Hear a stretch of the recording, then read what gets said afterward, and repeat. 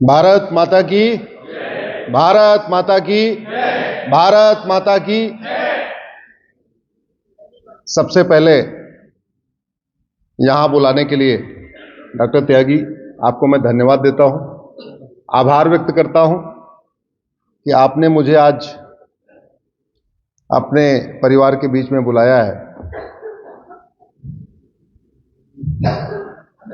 मंच पर डॉक्टर अश्विनी गोयल साहब बैठे हुए हैं, विनय अग्रवाल जी बैठे हैं, अश्विनी डालमिया जी हैं, अर्जुन गुप्ता जी हैं, और भी कई वरिष्ठ डॉक्टर जन बैठे हैं, हमारी बहनें डॉक्टर बैठी हैं। सामने सभी महर्षि धन्वंतरी के पुत्र बैठे हैं, महर्षि धन्वंतरी की पुत्रियां बैठी हैं। कुछ यहाँ महर्षि चरक के पुत्र हैं, कुछ महर्षि सुश्रुत के पुत्र हैं, कुछ महर्षि माधवकर के पुत्र हैं, कुछ महर्षि सारंगधर के पुत्र हैं, कुछ आचार्य भाव प्रकाश के पुत्र हैं। सबको मैं प्रणाम करता हूं, अपना स्नेह भेंट करता हूं। आज ये कार्यक्रम कई मामले में हमारे लिए ऐतिहासिक है। मैं पहली बार इतनी ज्यादा संख्या के डॉक्टर्स के बीच में बैठा हूं, जहां मंच पे भी सब डॉक्टर, सामने भी सब डॉक्टर, और मैं अकेला इंजीनियर कम वकील। पहले इंजीनियर था, बाद में वकालत कर लिया।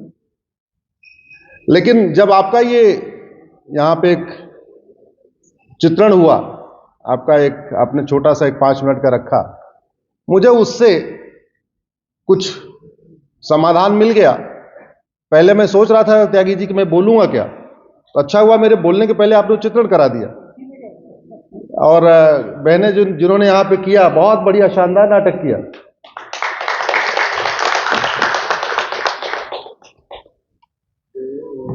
मैं पहले मारुति में था, जब इंजीनियर था, तब वहां जैपनीज के साथ काम करता था। वहां से मैंने एक चीज सीखी, ऐसी कोई बीमारी नहीं जिसकी कोई दवाई नहीं, ऐसी कोई समस्या नहीं जिसका समाधान नहीं। वहां मैंने यही सीखा, हर समस्या में 5 बार हवाई लगाना। जैपनीज का मानना है हर समस्या में 5 बार हवाई लगाइए, आपको रूट काज मिल जाएगा, उसका परमानेंट सोल्यूशन भी मिल जाएगा। तो मैं आपका जो चित्रण हुआ उसमें मैं 5 बार वाई लगाया, और मैंने तुरंत अपना राइटिंग पैड मंगाया, आपने देखा होगा, मैंने आपके सामने मंगाया, और उसकी वाई एनालिसिस करके देखा। तो समस्या क्या थी? 2 थी। एक शराब पी के आया था, दूसरा हेलमेट लगा के नहीं आया था। अब शराब बंद करवाना डॉक्टर का काम नहीं है, हेलमेट पहनाना डॉक्टर का काम नहीं है। ऑफेंस कौन गए? डॉक्टर। सस्पेंशन किसका हुआ? डॉक्टर का।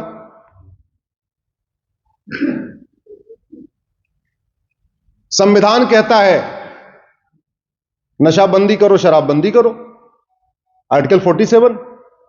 और संविधान की शपथ लेने वाले बियर बार खुलवा रहे हैं, डांस बार खुलवा रहे हैं, हुक्का बार खुलवा रहे हैं, सुट्टा बार खुलवा रहे हैं। जहां एक मोहल्ले में एक ठेका था, वहां 3-3 ठेका खुलवा रहे। जहां पहले 5 किलोमीटर के ऊपर एक शराब की दुकान थी, अब हर किलोमीटर पर शराब की दुकान खुलवा रहे। खुलवा रहा है कौन? संविधान की शपथ लेने वाले, जिन्होंने शपथ लिया।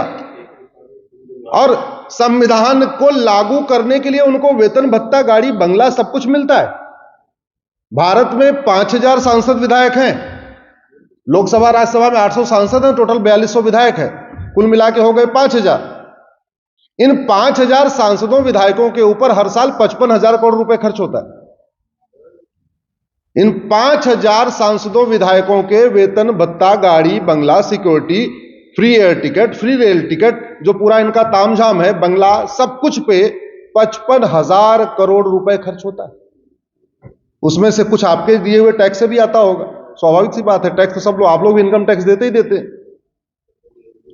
लेकिन उनकी कोई अकाउंटेबिलिटी नहीं।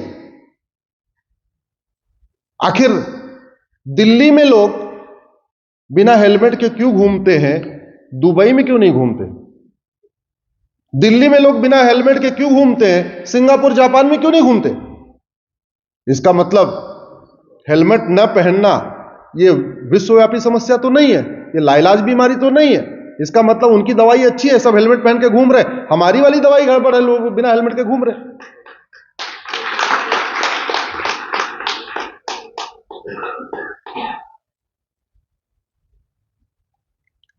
शराब पी के लोग गाड़ी दुबई में क्यों नहीं चलाते, सिंगापुर में क्यों नहीं चलाते, दिल्ली में क्यों चलाते? क्यों? क्योंकि भारत में रूल ऑफ लॉ है, और रूल ऑफ लॉ है, कानून का राज है। दुर्भाग्यवश वही घटिया है और कभी उस पर चर्चा ही नहीं होती। जैसे डॉक्टर का काम है दवाई देना, नाई का काम है बाल बनाना, मोची का काम है जूते ठीक करना, दर्जी का काम है कपड़े सिलना, मिस्त्री का काम है घर बनाना, वैसे सांसद विधायक का काम क्या है? कानून बनाना, नियम कानून बनाना, विधानसभा में उस पर चर्चा करना कि आखिर दिल्ली में क्राइम क्यों बढ़ रहा है, दिल्ली में एक्सीडेंट क्यों बढ़ रहा है, दिल्ली में सड़क में गड्ढे क्यों बढ़ रहे हैं, दिल्ली का सीवर क्यों जाम हो रहा है, दिल्ली की नाली क्यों चौक हो रही है। यह आपका कार्य थोड़ी है। और मैं पूरी जिम्मेदारी के साथ कहता हूं, आज डॉक्टर्स के बीच में मैं पहली बार बोल रहा हूं, मैं पिछले 24 वर्ष से सन 2000 में मैंने वाइवा एनालिसिस शुरू किया। सामान्यतया मैं 2 से 3 अखबार पढ़ता हूं और 2-3 अखबार में से 2-3 जो मुख्य समस्याएं होती हैं उसमें 5 बार वाई लगाता हूं। 5 बार वाई लगाने के बाद मुझे समझ में आता है या तो कानून है नहीं या तो कानून घटिया है, और कुछ नहीं है। और कानून बनाने की कोई लागत नहीं, कानून बदलने की कोई लागत नहीं। और यह घटिया ठीक क्यों नहीं हो रहा है? क्योंकि हम कंपैरेटिव एनालिसिस नहीं कर रहे हैं, कंपैरेटिव स्टडी नहीं कर रहे हैं। आपके रामचरितमानस में एक चौपाई है, सब नर करहि परस्पर प्रीति और चलहि स्वधर्म निरत श्रुत नीति, कि सब लोग परस्पर प्रीति करते हैं और अपने अपने स्वधर्म का पालन करते हैं। लेकिन उसी रामचरितमानस में एक भैया और भी चौपाई है, लिखा हुआ है भय बिन होय, जोर से बोलिए भय बिन होय।